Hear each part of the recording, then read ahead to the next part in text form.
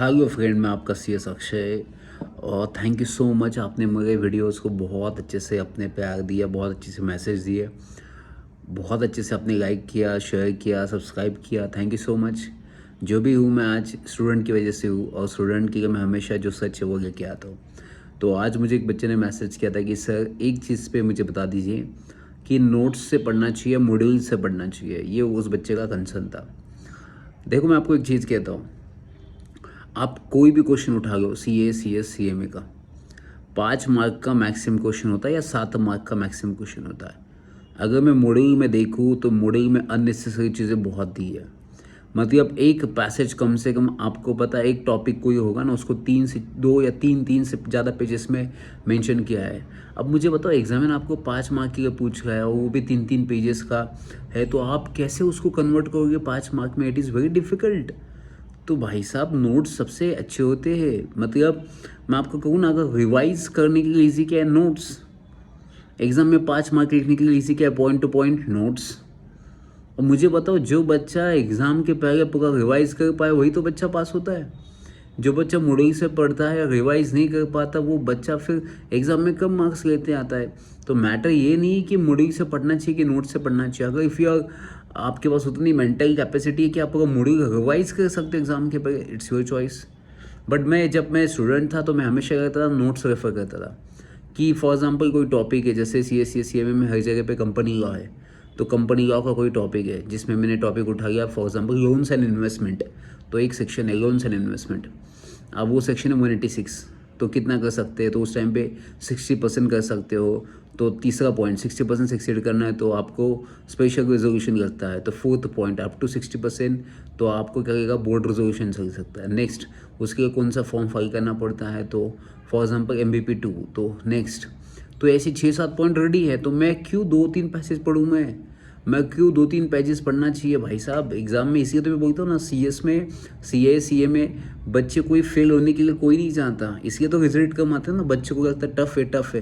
Tough का मतलब समझा आपको? टफनेस क्या है?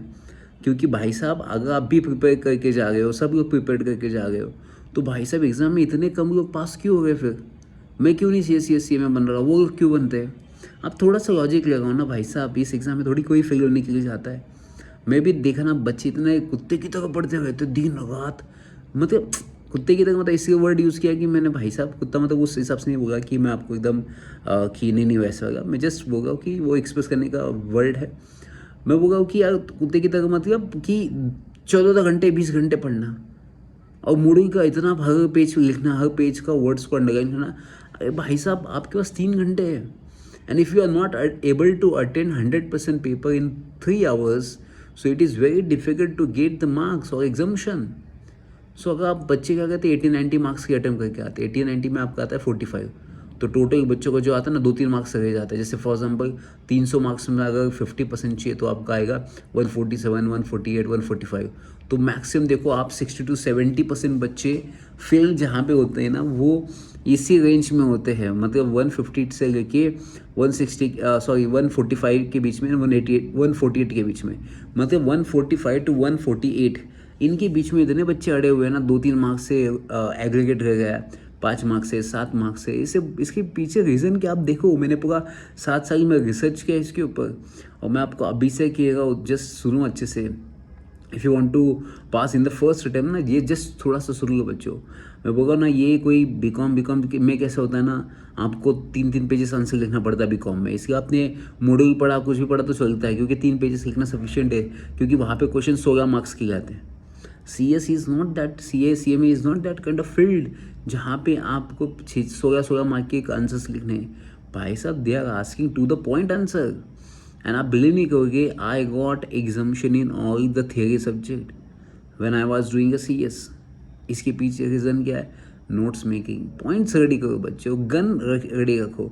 आप देखो ना, मैं जब, मतलब क्या है, मैं आपको एग्जांपल बताऊँ। जैसे अगर मेरे सामने कोई दुश्मन आए तो मुझे क्या करना पड़ता है पता है? मुझे बंदूक रेडी करनी पड़ती है, फिर बुलेट डालना पड़ेगा, फिर बटन, उस तब तक तो मुझे, मैं तो तब तक मेरा तो मार देगा वो सामने वाला। तो आपको कैसे करना चाहिए पता है? सामने दुश्मन देखेगी अटैक सीधा। तो पॉइंट्स वैसे होते हैं कि भाई साहब क्वेश्चन देखा, कोई मार दो, 7 पॉइंट मेरे रेडी है, ऐसा होना चाहिए। मेरा हमेशा वैसा एटीट्यूड होता था। क्वेश्चन देखा, अरे 7 पॉइंट मुझे पता है, चल हट, तो ऐसा मेरा इमीडिएट आधे घंटे के पहले पेपर सॉल्व करता था मैं। कितने घंटे के पहले? आधे घंटे के पहले मैंने हर पेपर सॉल्व किया। क्यों? क्योंकि मैक्सिमम बच्चे सोचते रहते हैं इसकी क्या है, इसका क्या, हाँ। और घर आने के बाद होता है, घर आने के बाद पेपर जैसे ही दिया, घर आने के बाद होता है, अरे मुझे पता था ये, शिट मुझे नहीं याद आया उस टाइम पे।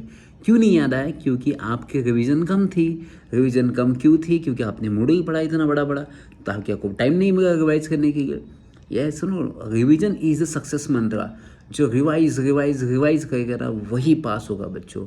मैं गारंटी दे रहा हूँ आपको। ये आप थोड़ा सा सुन लो मेरा, इस बार सुन लो। देखो आपको नहीं चेंजेस दिखाई दिया ना, नहीं आपका अच्छे स्कोर आएगा ना, उसके बाद मुझे बोलना, मैं गारंटी के साथ आपको कहेगा।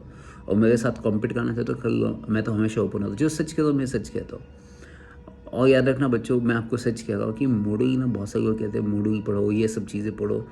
मैं मेरा पर्सनली बताऊँ, बाकी उनके पॉइंट ऑफ व्यू से सच हो सकता है, बट मैंने जितना एक्सपीरियंस किया, आप थोड़ा सा लॉजिक सोचना, सिर्फ जाके क्वेश्चन पेपर उठा के देख लो। सी में का मैं झूठ बोल रहा हूँ तो कितने मार्क के क्वेश्चन पूछे? 5 मार्क। ये सुनो, अब मुझे तो 5 मार्क के क्वेश्चन 3 पेजेस आपको कहाँ से रिवाइज होंगे? उससे अच्छे 7-8 पॉइंट रिवाइज कर लो, सबसे बेस्ट है। बच्चे सोचते रहेंगे आप लिखते रहो, मैं वैसे ही करता था। ये सुनो, मैं आपको बताऊँ ना, ये सबसे बेहतरीन तरीका है बच्चों अगर पास होना है इस फील्ड में। बाकी सब आपको सब पागल करेंगे इस फील्ड में, और पैसे करेंगे, बस बिजनेस कर देंगे कि हम ऐसा करेंगे वैसा करेंगे। कुछ नहीं भाई साहब, इस पे थोड़ा फोकस करो, आप बहुत बेहतरीन आगे बढ़ोगे, बहुत अच्छा सा रिजल्ट आएगा। ठीक है, तो ऐसे ही मैं वीडियोज़ आपके लेके आऊँगा, बहुत अच्छे, जो आपके लिए बेनिफिट होगा। जो बाकी बच्चे मिस्टेक करते हैं वो मिस्टेक आप लोग ना करो, यही मेरी ख्वाहिश है भगवान से और इस दुनिया से, कि मेरे जो स्टूडेंट है और जो मेरे सब्सक्राइबर्स है, जो बहुत जेन्युइन इंसान है, मैं उनको आगे लेके जाना चाहता हूँ इस वीडियो के थ्रू, और मेरे दिल के करीब है। क्योंकि मैं ऐसा टीचर हूँ ना, मैं आज भी अगर मुझे कोई पूछेगा कि सर आपने जितना भी कमाया इस लाइफ में, वो मैंने मेरी मेहनत से तो कमाया, बट सिर्फ इन बच्चों की वजह, जो तुम लोग की वजह से कमाया मैं। तुम लोग जो मेरा वीडियोस देखते हैं, तुम लोग जो मुझे फॉलो करते हैं, तुम लोग जो मेरे स्टडी प्लान करते हो, तुम लोग जो मुझे फ़ीस पे करते हो क्लास की, उसी की वजह से आज मैं इस स्टेज पे खड़ा हूँ। आज जहाँ पे भी जाऊँगा आपका ही नाम पहले आएगा, क्योंकि आपके बिना मेरी कोई ज़िंदगी नहीं है। So thank you so much, bye bye, take care, all the best.